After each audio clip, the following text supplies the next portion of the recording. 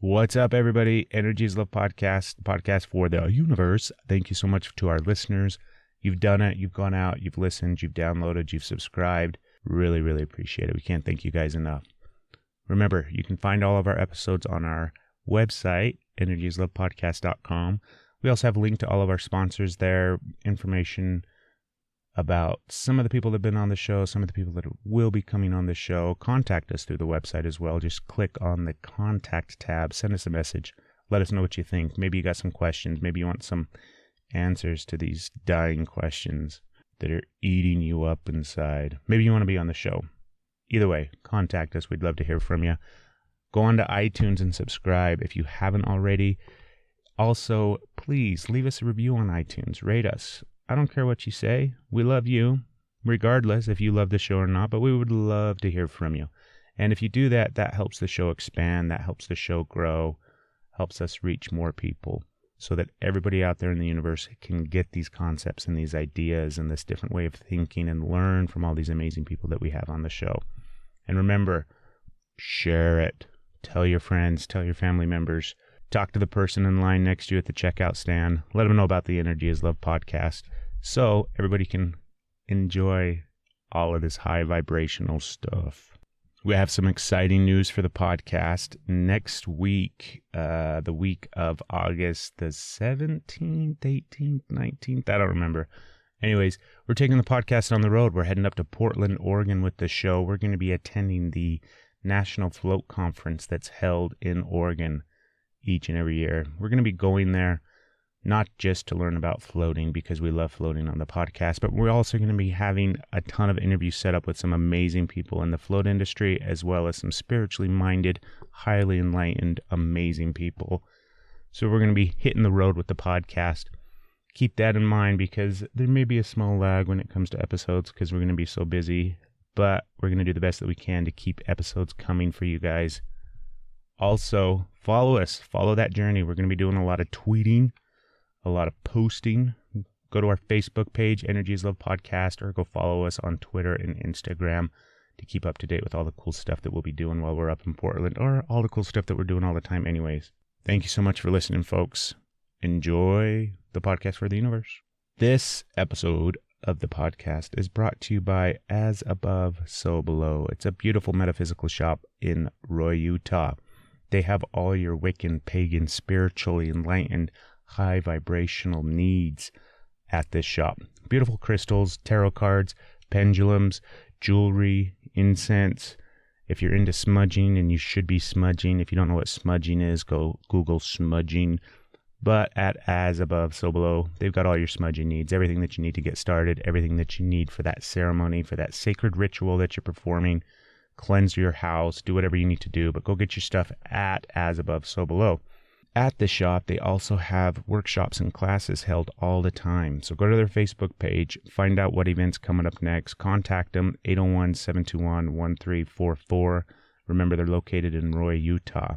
Gwen Allen will be there August 26th at 7 p.m. She'll be hosting a ceremony designed to aid in clearing, removing, and banishing any energies that may need clearing from your space, from your aura, from your etheric field. So that'd be a great opportunity. Go check it out, guys. Remember, go like them on Facebook or go to our website, energieslovepodcast.com. Click on the sponsors tab and you'll see a link to As Above, So Below. Give them some love. Go check them out. We also have to thank Crystal Water Float Spa for sponsoring the podcast. crystalwaterfloat.com or their Facebook page, Crystal Water Float Spa. It's an amazing place to float. Live out in the area. You're going to love it. Come hop in a tank. And what kind of tanks do they have at Crystal Water, you ask? Well, they have the amazing Dream Pod. Now, the Dream Pod is a beautiful, amazing, incredibly high-end tank for floating. Go learn more about the Dream Pod at dream-pod.com. That's the website for Dream Water Float Company, which manufactures the Dream Pod. Then, when you're ready to buy your own Dream Pod, when you're ready to start your own float center, you can contact Crystal Water Float Spa because they are the nation's only distributor for the Dream Pod. So give them a call, check them out, go online, go to their Facebook page, start your own float center, get some Dream Pods up in there. On today's episode of the podcast, my beautiful, wonderful guest is a woman by the name of Bobbi Henry. Bobbi is a beautiful person inside and out, and she's a medium. She practices a bunch of different modalities. She's a Reiki master. She's a certified Theta practitioner, as well as she teaches people Theta and different things like that. But in the realm of energy work and spirituality and things like that, people typically have a niche that they are drawn to and that they work with, and it's kind of their speciality. And Bobbi's is mediumship. And so she sat down today on the podcast and shared just some amazing experiences and some stories and some insight. We answered a lot of questions about if you're experiencing some things, different, weird, bizarre things that you may not understand. We shed a little bit of light on that, and Bobbi was a perfect guest for that because it's something that she does professionally, and it's something that she's been doing for a really long time. I loved getting to meet her. I loved learning about her, just like I do with everybody on the podcast, and Bobbi was no different. So you guys are going to enjoy this episode.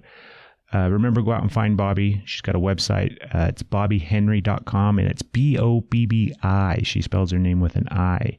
bobbihenry.com, or she's on Facebook at Bobbi Henry Psychic Medium.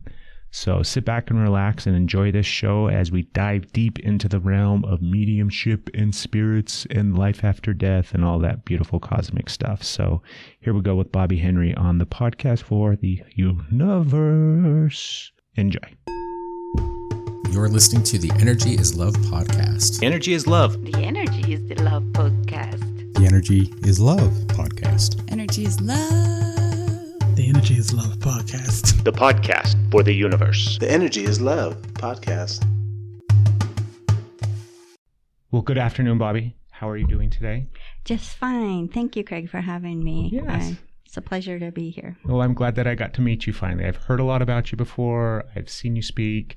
You're one of those people that when I began my journey, in a sense, and kind of came into this whole realm of all these different things, you were somebody that I kind of knew about. And what it actually was, I'll just tell you the story. I think it was 2 or 3 years ago, there was an event out here in Tooele County, and you came and you were a speaker. And you were talking about all the different things that you do and everything like that. And if I'm not mistaken, if I remember correctly, because I was busy that day doing tons of different stuff, but you kind of basically did like a group session reading type thing as well at that. And you do that often, don't you? Or when you go and speak and do different things? Yes.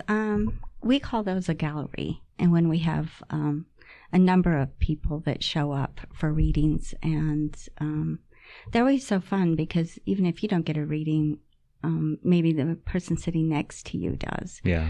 And I think even if it's not your reading, that you still enjoy and see, a healing take place in the people that did receive one. So still kind of bask in that energy and see the goodness and all that good stuff, huh? Yes. And I'm not a solemn reader. If it's not fun, I don't want to do it. Yeah. So, and it's not just me. I think that the souls, the spirits, whatever you want to, whatever name you give them, they're still a rose, and they have not lost their sense of humor either. So it's there'll be tears, but usually there's laughter and tears. And there have been some woman came up afterward and said, "I think I laughed as much as I cried. I'm going to call you a comedium." And so that kind of stuck. But I don't mean to be funny. They just laugh at what I'm saying. So I don't think I start out to be funny, but, interacting with the people there, it's lighthearted. It's not this sad, scary thing, because nothing about the people on the other side are sad or scary. So, well, because I have a bunch of things in my mind when I was thinking about this interview. I was thinking about getting the opportunity to sit down with you, and I've got all these different questions and things like that. But let's just dive into some things. So you're a Theta practitioner, and you will obviously do a better job of kind of filling me in and explaining things. But from my understanding, from what I kind of gather, I guess in the realm of spirituality and all these different things, a lot of times people will have a niche, or they'll have a specialty, or really they'll just have some sort of gift that they're naturally drawn to, that they've probably had their entire life. And it's just the most natural way, I think, that they work with energy. And not that they can't do a variety of different things, but it's kind of like their speciality. And would you say that yours is mediumship? Yes, I just think that it complemented healing. And I'll tell you the story. I was born this way. So it wasn't like I had some life-threatening event. It was just the perfect storm of DNA, I guess, coming together, because I have parents who had various gifts and abilities. We call them abilities because gifts would be more fun all the time, and there are some drawbacks. So, and not serious ones. But I always wanted to help. I would always see, also as a medical intuitive, and try to figure out, and people always just confided in me, and so I wanted to learn something to help. So, even my first journey was Reiki, and I became a Reiki master, but it wasn't a 3-day weekend class. It was a full year working with a master back in those days, before you get your first attunement. So rather long process. But I would be healing people, and all of a sudden family members that had crossed would show up, and leave me alone. I mean, this is serious healing. Now stop annoying me. Except they started telling on my clients that they had certain behaviors that they needed to change that affected their health. And so I started to see some real value in it, and people wanted to know how I knew certain things. So your mother's here and she's telling me this, that, or the other. And so pretty soon, rather than being complimentary, since it was probably a more rare ability, that people wanted that, but I always slip some healing in there. It always comes together in that package. It will, in the end, have a component in there that's healing. When you say you were born this way, do you remember as a child kind of growing up and things like that, experiencing, and what do you call it? Do you call it spirits? Do you call it souls that have passed over? Like, what is it? How do you refer to it? Mostly it's family and friends. Yeah. But yes, I would say probably spirit works the best for me, but I think it pretty much, ghost is probably the least of my favorite words. And that's funny because when you see people that are mediums, or when you see it portrayed in the media or in television and things like that, that's the terminology that they use, where, that they're ghosts or that they're connecting with. And I think for me personally, I agree with you. I think it's really kind of silly, and it's mislabeling it. Not that we have to label it in any way, shape, but I don't like it either. And I think it has that negative connotation and that stigma attached to it, and that belief surrounding ghosts and the negativity and the darkness and things like that. And I'm just speaking for me personally, because when you work with energy, sometimes weird stuff happens and you will connect to somebody that's passed on. And that's not my specialty in any way, shape, or form, but it's happened before when I work with clients and things like that. But I've never had an experience where it was scary or where it was, do you know what I mean? It never felt to me that it was any sort of darkness or anything like that. It was always just a lot of love coming through. Yes, and that's been my experience for the most part. Ghosts just, immediately I think like Ghostbusters, or more of a Halloween connotation to a ghost or someone that's haunting. And sometimes there's, more like wayward spirits that have kind of lost their way. And I've been quite a few places and cleared the area or whatever. And mostly I think of it as helping them cross, that they've been stuck in an area. And I'm like you, I believe everybody has an ability, and it can come out in so many ways. And some people say, yeah, but you really have it. And I said, everyone can sing. Some a whole lot better than others. That's a beautiful way to put it. So when I sing my mediumship, that's what my soul, or my, however you want to look at it, my came into this world as that would be one of my talents. Although it was kind of frowned upon in my family to say what you saw, and so a lot of years of just keep quiet. Don't be saying that. Why was it frowned upon, you think? Was it like a whole, because of the religious beliefs at the time or things like that, or? Well, for me, I always felt like they were protecting me, that it was a safety. Maybe people would be unkind or something along that lines, which has happened. Yeah. So they didn't want you to be judged or looked at in a different way, or as a weird kid or something like that. Right. And so I think that it was always about my safety and my well-being. And, another frequently asked question is, when did you know you had this ability? And I would answer that as a child, you and everybody are the same until you figure out that you are not. And so about 4 years old is when I started to realize that not everybody did this, because you just think that they do. Yeah.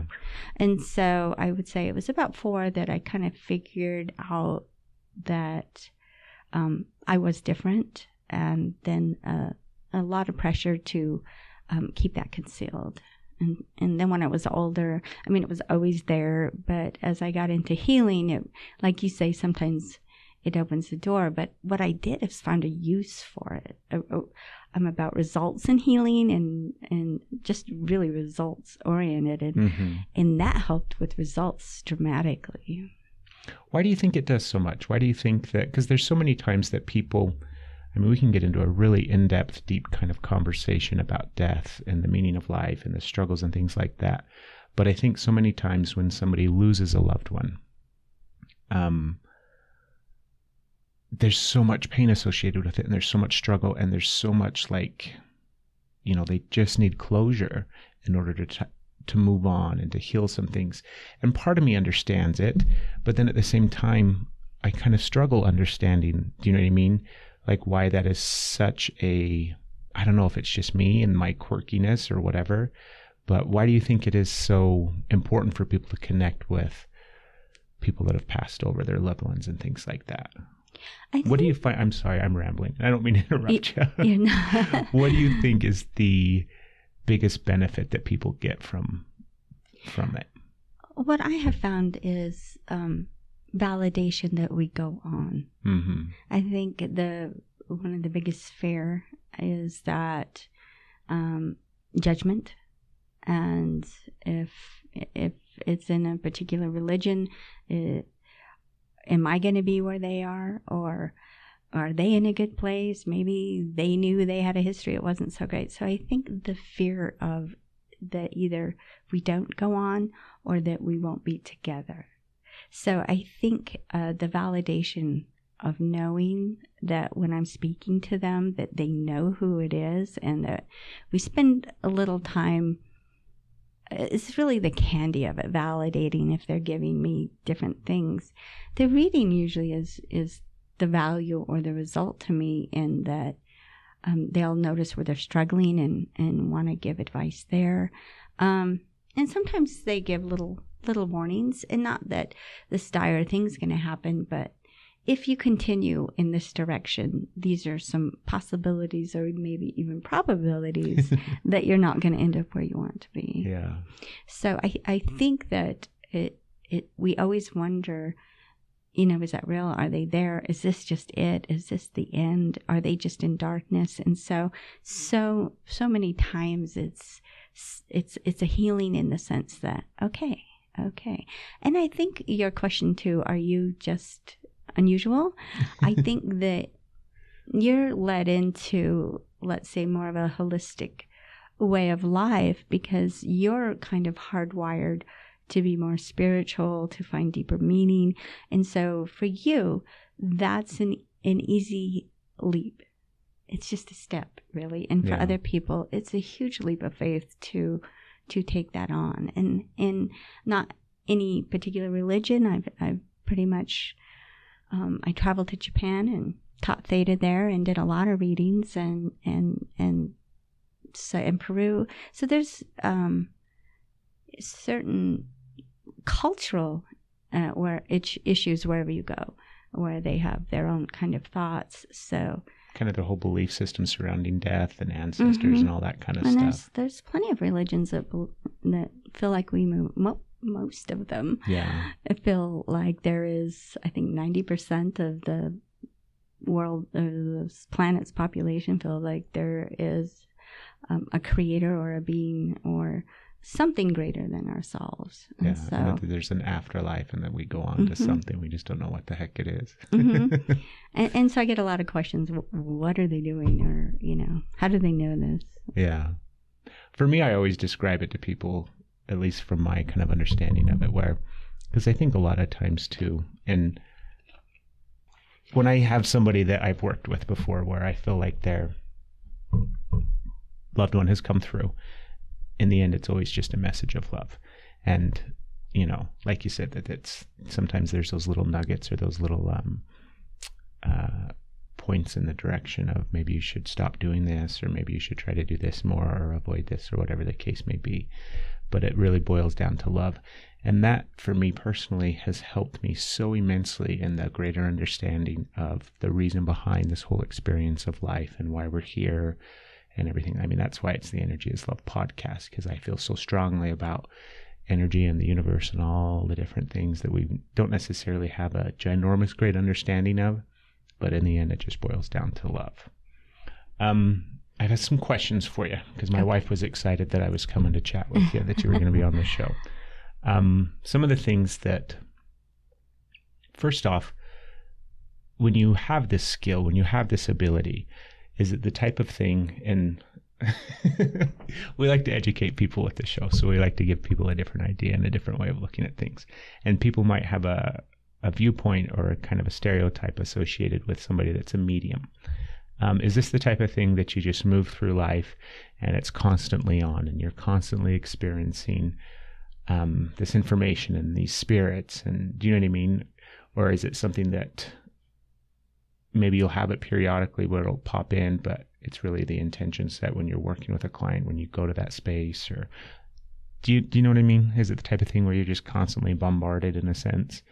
I think at one point it was. And in my journey, and like I mentioned, Reiki and Theta healing, and I think that those gave me the tools to have more control.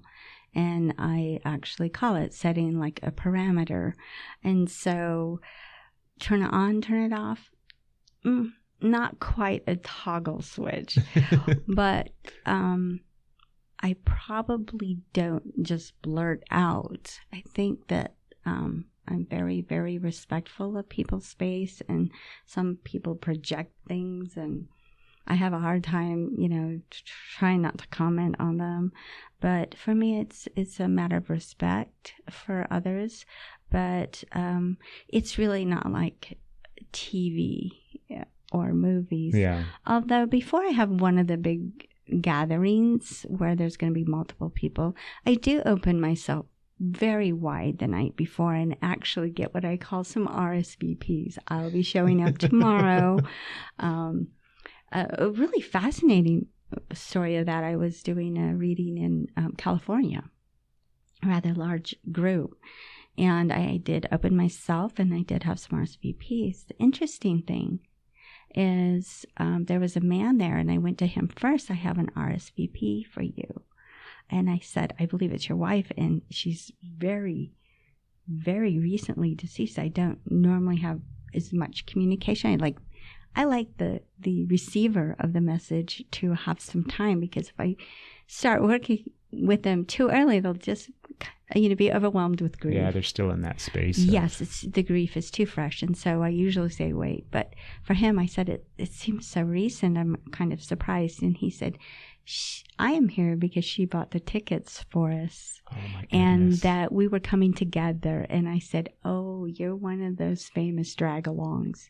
And he said, I was really hoping she'd show up to prove the tickets were worth it. And so he had a beautiful reading, and he was so strong through it. And she said, there we go, that she would come through no matter what, if she did not make it, because she did have an illness. And if she did not make it, that she would come through and confirm. So that was kind of fun to get an RSVP where it was, someone who had so recently crossed. And it was, he said, he was smiling, and he wasn't crying. He said, we had this belief system, but I used to always play the the devil's advocate and say, oh, what makes you believe this? But it was rather interesting. That's a really neat one. Mm-hmm.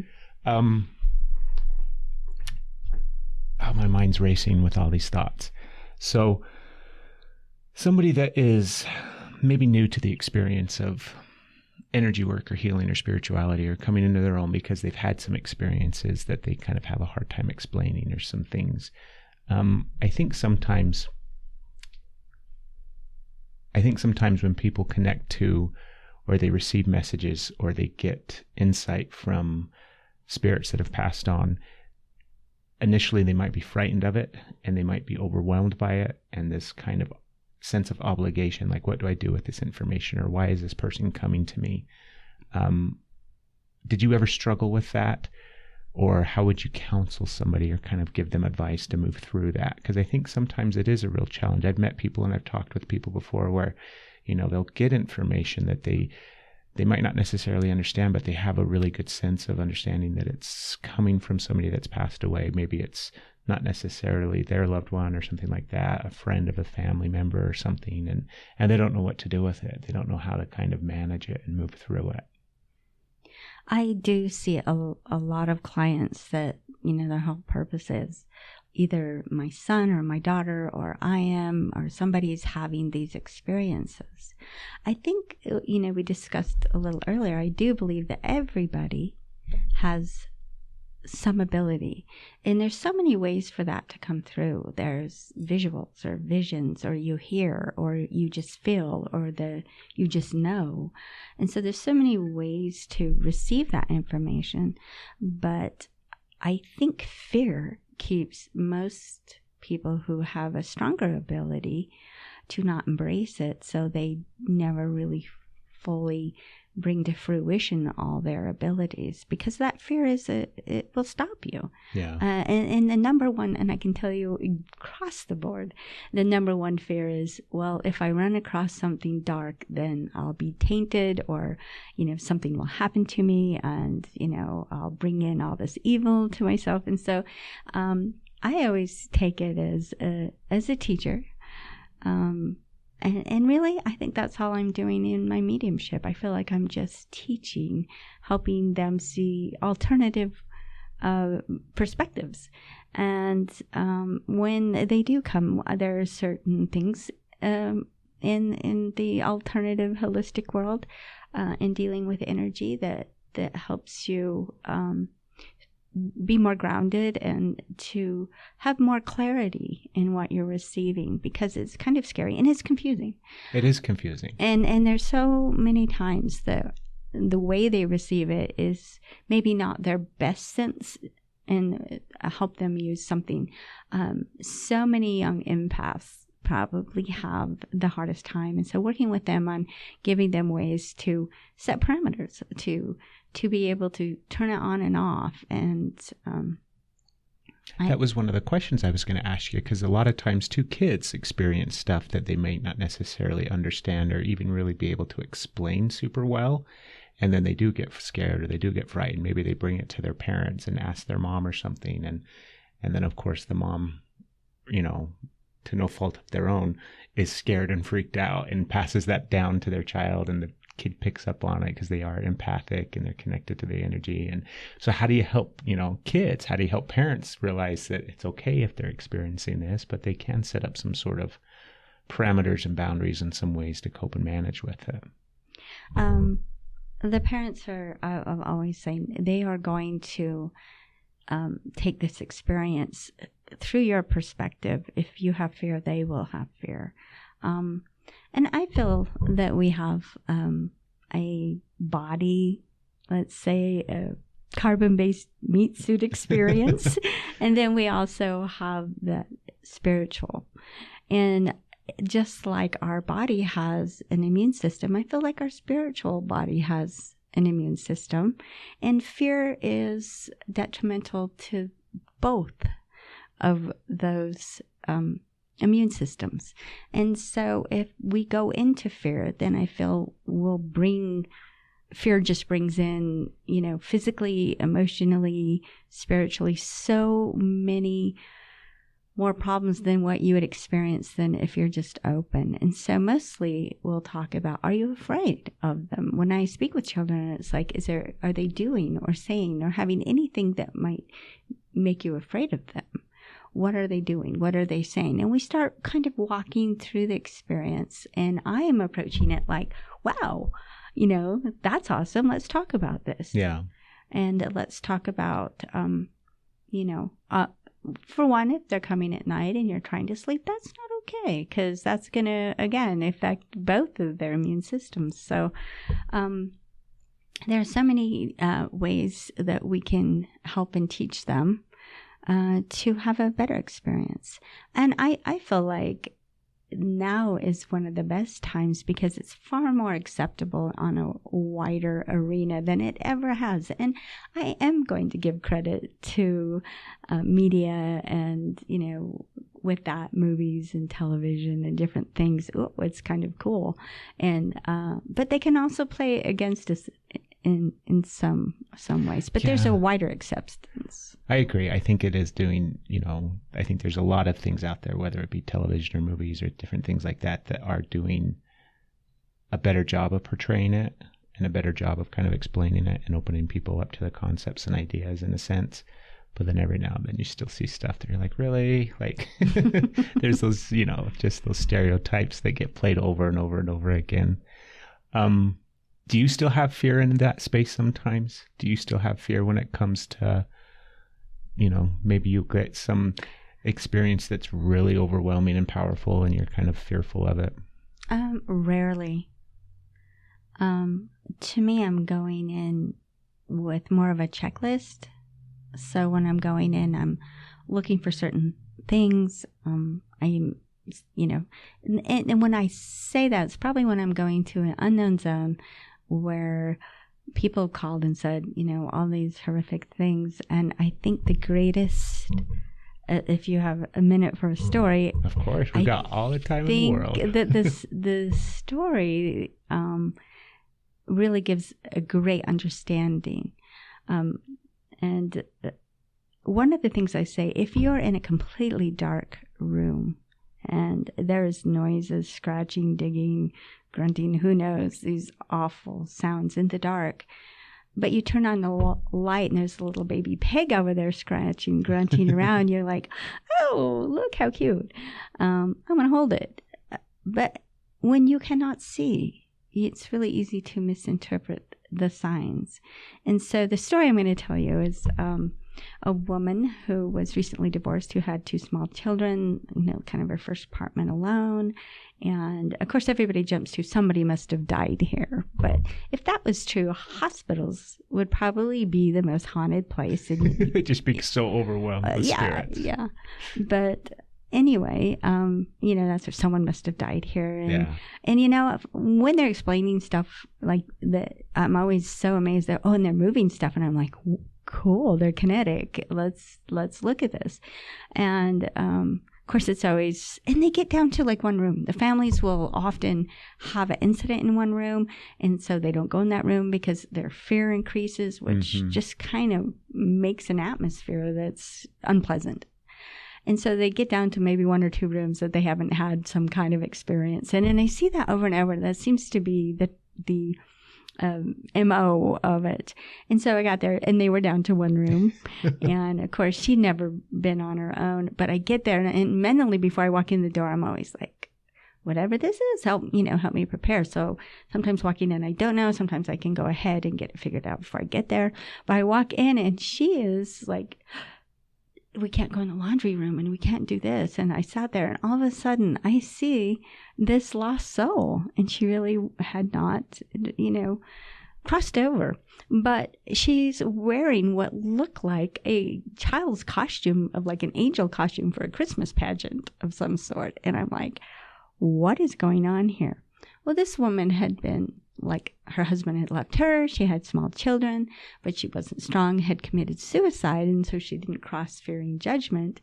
And she was there to help this single mother. Help the mom in the same position. And so she's like, we go upstairs, and she escorts us upstairs. And when I saw it, I was like, this is that little pig, baby pig, in the dark room and explained to her. And I explained to the little friendly angel, guardian angel, just what, how much fear she was really soliciting in this atmosphere. Let's get you crossed over and come back as a true helper, as a true guardian, because right now they're so frightened.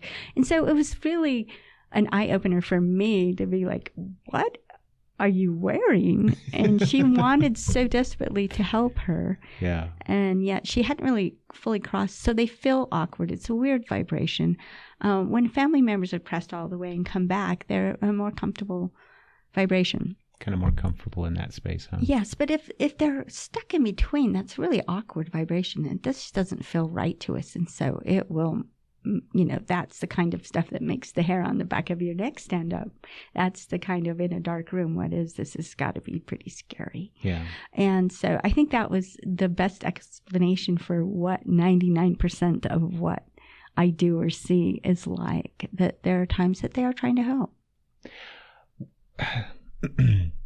Why do you think people get stuck? Because this is your own belief system. This is kind of your stuff, right? This is my own. And I don't expect anyone to I feel no desire to sway anyone to my own belief system. I'm quite okay with and honor all the paths that are out there. And so, but I will give you a glimpse of what my own is. Yeah, so we've got that disclaimer.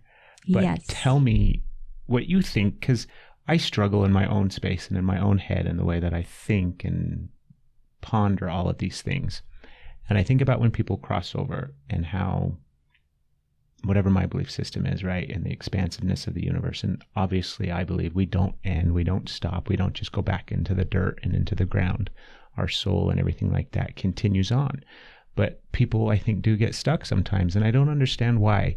Because in my mind, in the way that I view it, and it could be just because this is who I am and my own experiences, but it's like once we die, we're going to have the opportunity to see so much more, because we're not going to be restrained by the physical aspects of this life. So I don't understand why people get stuck in this limbo space, in this spot of kind of struggling to cross over and go to whatever the next phase or the next dimension or the next level is. Why do you think that happens? Fear. Just fear? Fear. I think that there's fear's powerful then. It is probably the most powerful. Yeah. I think in even there's two things that drive us. Safety or fear. And of course, love is a huge factor. Love can help you overcome fear. But most of the time we're doing things to be safe.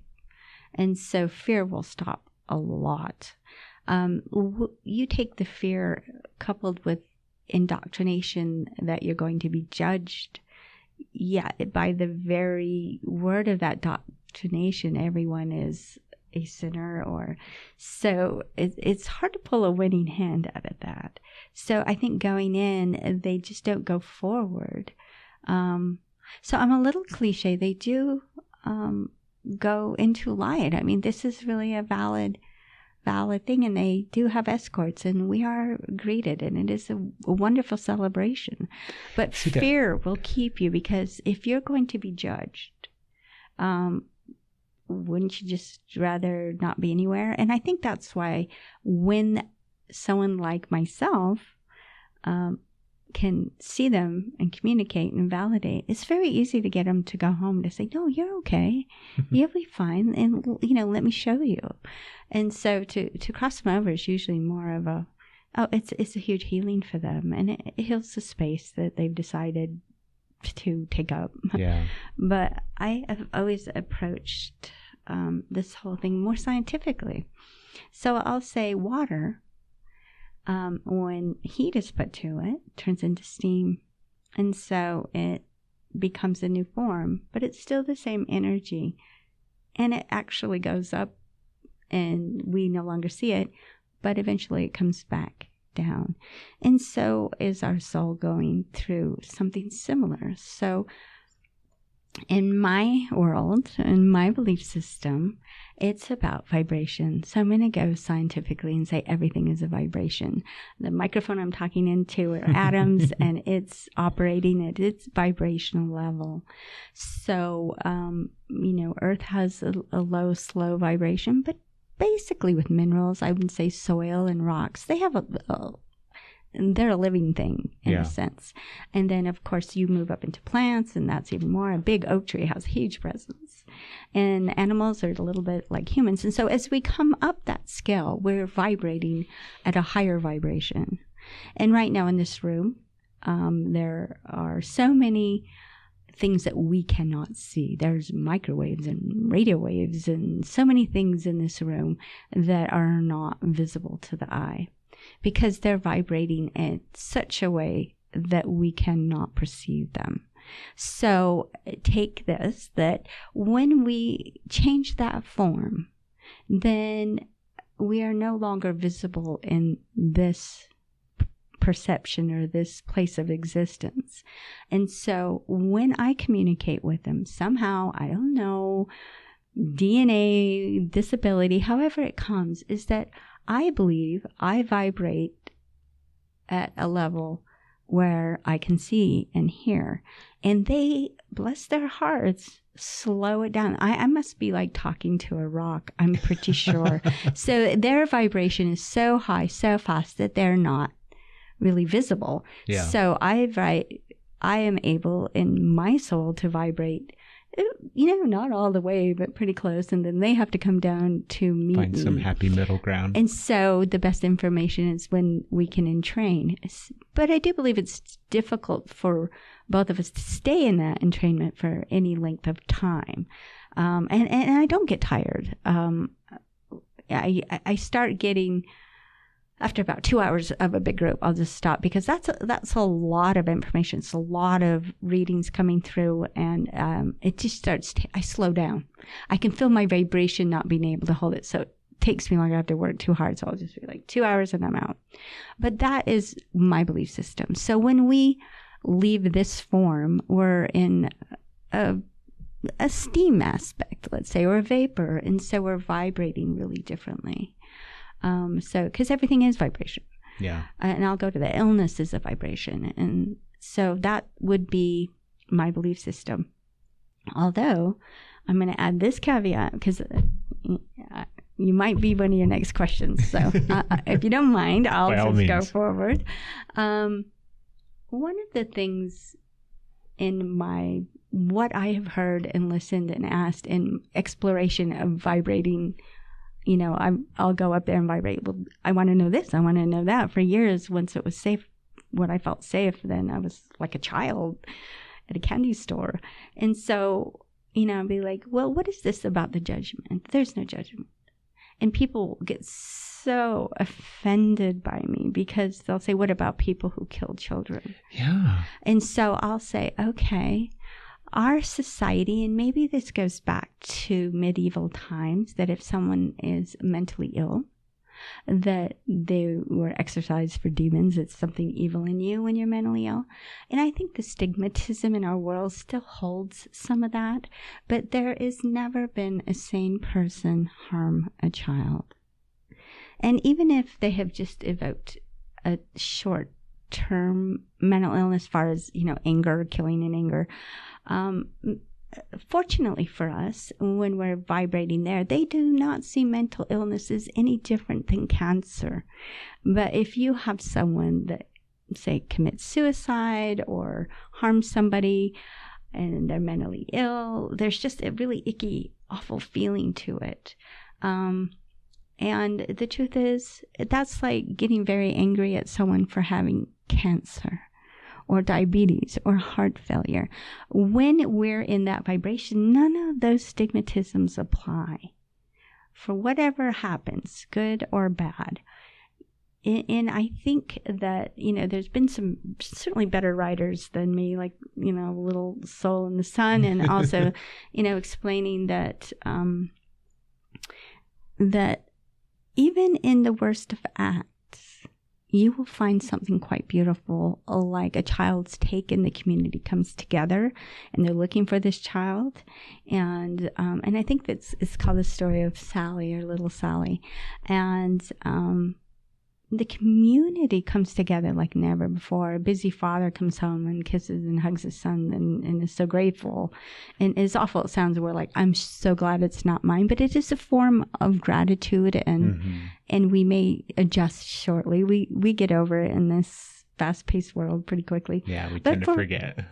But for a while, the community comes together. There's a sense of caring and loving and outpouring. And from one little negative act, those rings of goodness travel very far. And so,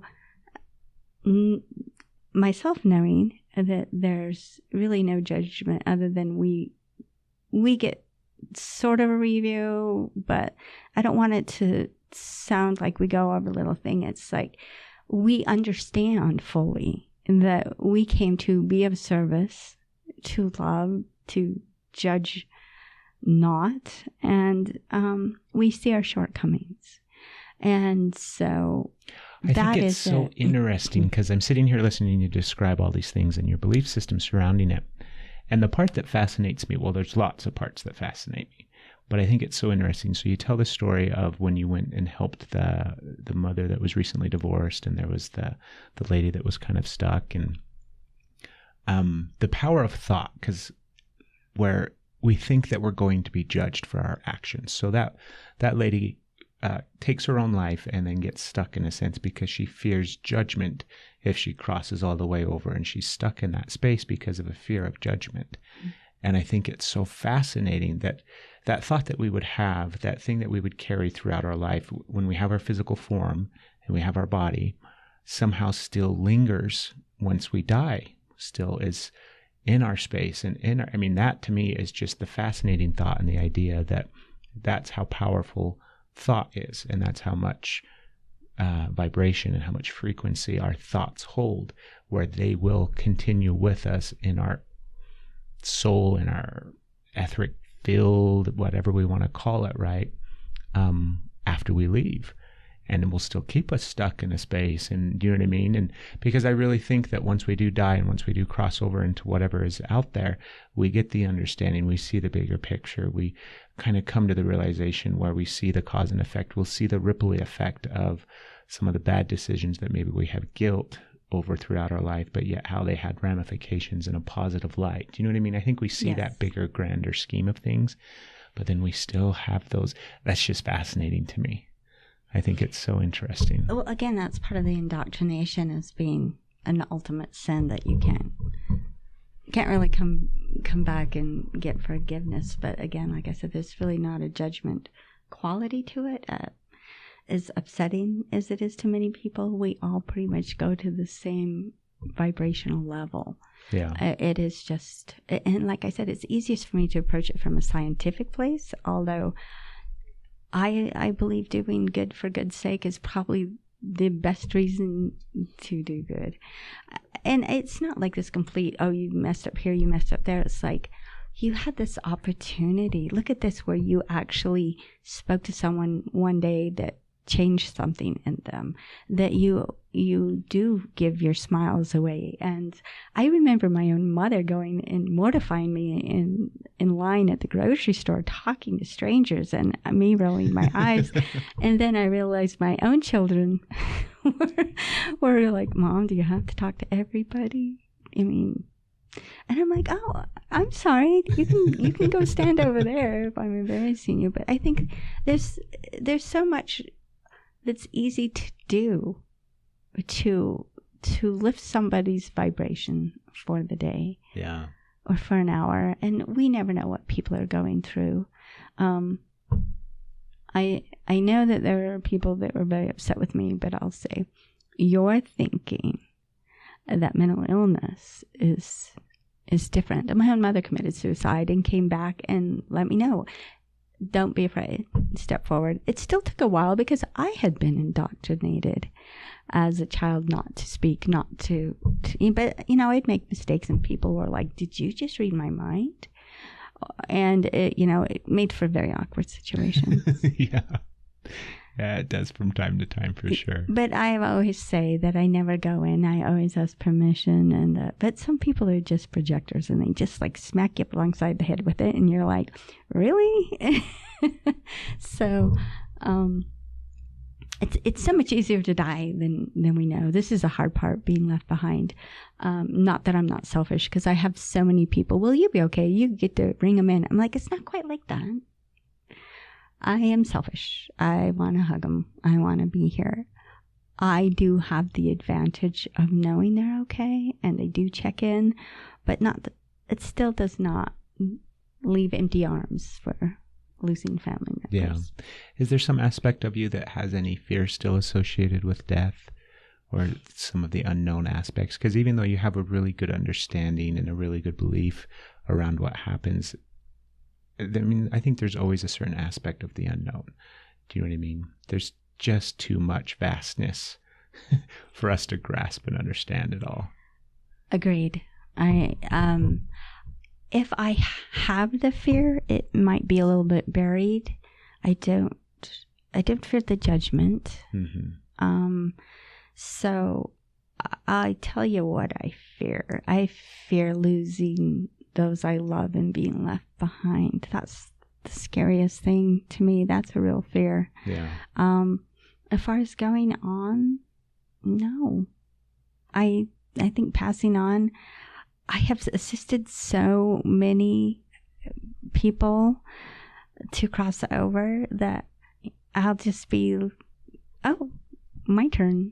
Although, there is a regret and kind of it's a pretty dramatic vibrational shift. So it takes a little bit to get us, a few days, to get us kind of back into, being up there. Just like it's when we're born, it takes us a little bit to step up here. Yeah. I'm imagining it's a huge shift. Yes. Definitely kind of an orientation period. But I fear more about losing someone here and knowing, that I have holes in my being on my daily basis. So that would be a bigger fear. I actually fear. And it's interesting because I live in a very old house. It was built in 1904. So it's quite old. But every once in a while, I have this room we just called it in fact, my kids eventually would not sleep in it. You have a room too that nobody will go into? They want to go in. It's just like they don't sleep well, and they want to sleep. So they were never really frightened, but it is a guest room. That's sweet of you to put the guests in there. Some of them can't wait. I mean, it's like and so many people say, well, you should just sell tickets to that room. Yeah. But the vibration of the room, I've had some people want to come and see it, and they're like, oh, I think it's a portal, or it's this or that. And I'm like, well, all I can tell you is that since I moved into this house over 20 years, that it is what I call the B&B for the recently departed, because it seemed to have an open door. But part of it was my daughter was 16, and instead of being, for me, just born with it just turned on like a light switch for her. So she was having, she said, if I, made this agreement, I'm reading a game. It just got too overwhelming for her. Yeah. And so and it was like, instead of going to bed, I was like crossing people over instead of counting sheep, kind of a thing. But in the end, probably 5 or 6 years later, my daughter said, you realize that was for you, not me. It was for you to really practice. And I did really step up and really embrace it far more as in protecting her, helping her to deal with it. How did you help her? Like, what were some of the things that because, you have such insight and such understanding, but yet I think sometimes this happens to parents, and not just in this aspect of what we're talking about, but we could give advice to other people. We could say, you've got a teenage daughter that's struggling with this or struggling with that. And Lord knows, I've got 3 teenage girls, so they struggle with plenty. But you would give somebody else advice, and then you come home to be a parent to that teenage daughter, and you kind of fell miserably at times. Do you know what I mean? You can give the greatest advice, but then when it comes to implementing it in everyday life, it's really challenging. So what were some of the things that you kind of did to help her through that aspect? I acted more like a shield because she didn't want any part of it, and she wasn't getting sleep. And being in high school and, you know, having so many activities, I basically would just go and a lot of times just stay in her room with her and make sure that, look, I understand you're here and I'm here to help, but please let her just rest. And she's not ready for this. But now she's totally capable.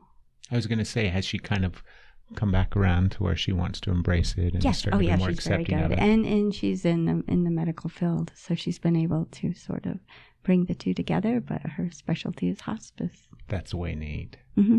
So then she hospice gets to, and elderly care. She loves her elderly people.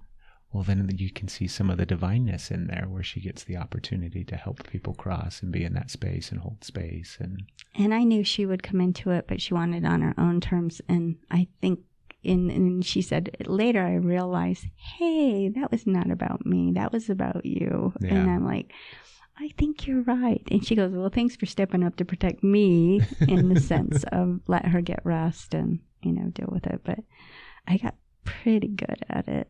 I asked questions and I learned a lot, and I wasn't really scared. I was just tired. Yeah.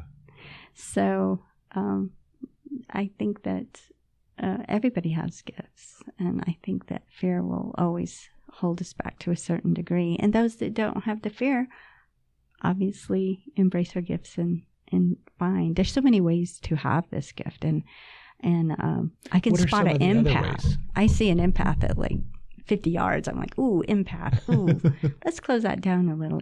And really for teaching, and this is a question you brought up earlier, a lot of times people bring their kids or their especially teenagers, because it seems to be a certain time.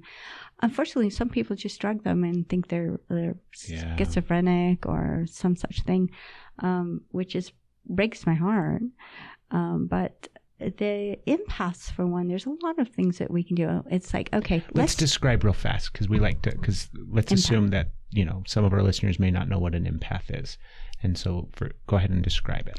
An empath is someone who will feel others' emotions around them, and they will feel the same. So it's like being empathetic, that you feel what they're feeling, or you'll feel that sense of unease, and they'll sort of take that in, and it sort of goes into the, I'll always say, oh, that solar plexus, we need to like cover that up. And there are some things, there's really some fun things that and learning about it really brings them out when I'm, start showing them various, just even the kinetic aspects and kinesiology about the body is just fascinating anyway. But show them how, guess what? It's okay to know. You don't have to feel it. Knowing is enough. And so we start working a little bit on, okay, you're feeling that.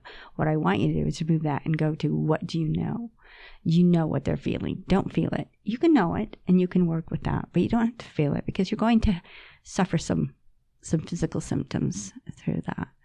See, I think that's so interesting that, and when people can start to draw that correlation and see that they are having some physical issues and some physical responses to that emotion and to that energy and to that, do you know what I mean? Mm-hmm. That's so amazing.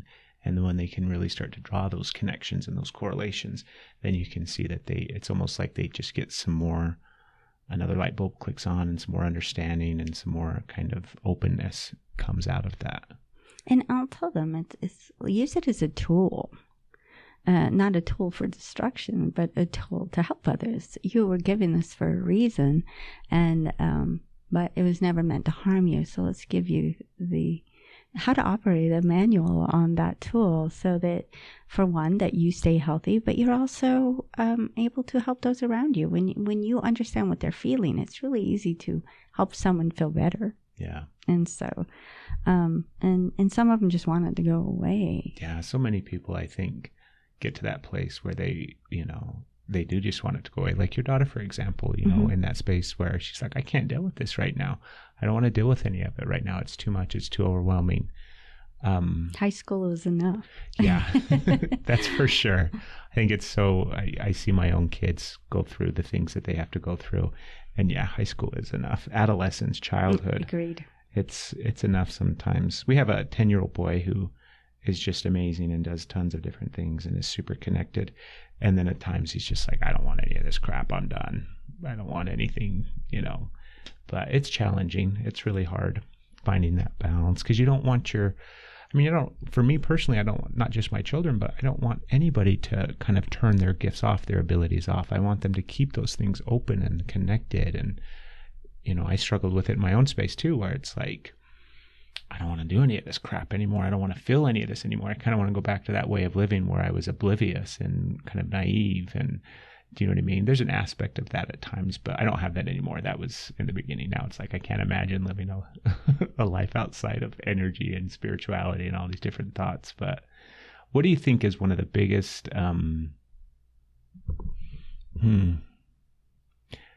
not necessarily one of the biggest factors, but do you think, and you'll be able to speak to this, I'm sure, because we've talked about this on the podcast before with some previous guests and things like that. But what do you think is one of the biggest shifts, meaning one of the biggest reasons why more people are opening up, or more people are vibrating higher, more people, do you know what I mean? Not just children that are being born today, but what do you think is the reason behind that? Does that kind of make sense? I don't know if it there's does, really a good question. Completely. When we talk, everything is a vibrational. Mm-hmm. And if I rise my vibration and even very, very, in the beginning, I was just going out and getting certified in every modality out there because I could, and I enjoyed it, and I enjoyed learning in the various perspectives that it gave me. But the one thing that always stayed true is we were talking about vibration, and even in Reiki or Theta, so many of them, you are holding a higher vibration when you are doing various holistic healings. You bring your own vibration up to a point, or you're not healing. So you'll bring your vibration up to a point, and energy in itself will tend to entrain to the highest level of vibration. And that's pretty much science. So the more people started to have a higher vibration, then of course other people entrain to it. There's a lot of speculation out there. I did live through 2000 and, I'm old enough. The age of Aquarius, hearing all about all that. Yeah. So not to give my age away too much, but I think people would always set markers for certain events. But I think it's an evolution. I will call it definitely an evolution. But as more people do vibrate higher, that entrains other people to join them in that vibrational shift. So if you're in a room with someone who's really grumpy, that vibration, no matter how hard you try, it might go down a little. But if you're in a room with someone who has so much passion for whatever they're doing, or, they're fun and they're alive, you're going to entrain to that high vibration, and it's going to hang with you for a little bit. You're going to get to have that for a while. So that's my take on it. I don't see that there's some grand scheme that everybody's going to. I feel like it's more of a natural evolution. I feel like the more of us that vibrate higher, there'll be sort of a magnetism to that, and then an entrainment. It's interesting. I've only been, I don't know if practicing is the right word. It is practice, because I'm still practicing. Yeah. It's like yoga. For sure. There's always something new to add. You can always do it better. But I've seen it just in the short time that I've kind of been on my own experience and my own journey and things like that, where, and I don't know if it's just because I become more aware of what I'm looking for and kind of what I'm looking at, but you can see it more and more and more in a sense. And the more people that I talk to, and it probably has a lot to do with the fact that I opened up my eyes and been trying to talk to more people and different things like that. But even the people who aren't necessarily believers, right? Even the people who aren't embracing some way of life or have completely, shut off all the constraints of regular society, and they're just all hippied out now. But the people that just everyday normal people. And we're all everyday normal people. But I think those people are still, there's some part of people, I'm rambling here, but there seems to be some part of society as a whole and people as individuals that this fire inside for the knowingness of there has to be more to this experience in life. Life isn't just this shitty. Does that make sense? Yes. Where that's like they just seem to, and so that's neat. I think it's a neat time to be alive. I enjoy it. I agree. People say, I get it a lot that on the karma wheel, I'm an old soul and this is my last time around and that's why I have the abilities that I do. No. I am a life junkie. I will come back. There's so much to enjoy here. Yeah. I'm not to say that there isn't pain and sadness. Yes, there is. But that's kind of the yin and the yang. You're going to find what you look for. And I could be an eternal optimist, but, and I think when people are having, we live through our senses. And so maybe that's, I'll stop.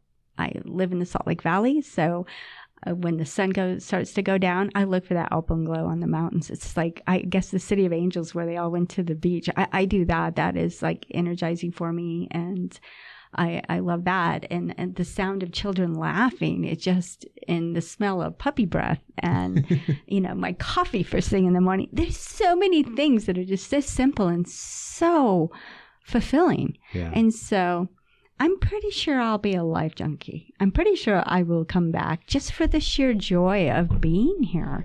I have had, and people will often look at me and say, yeah, but you haven't really had, a lot of negative.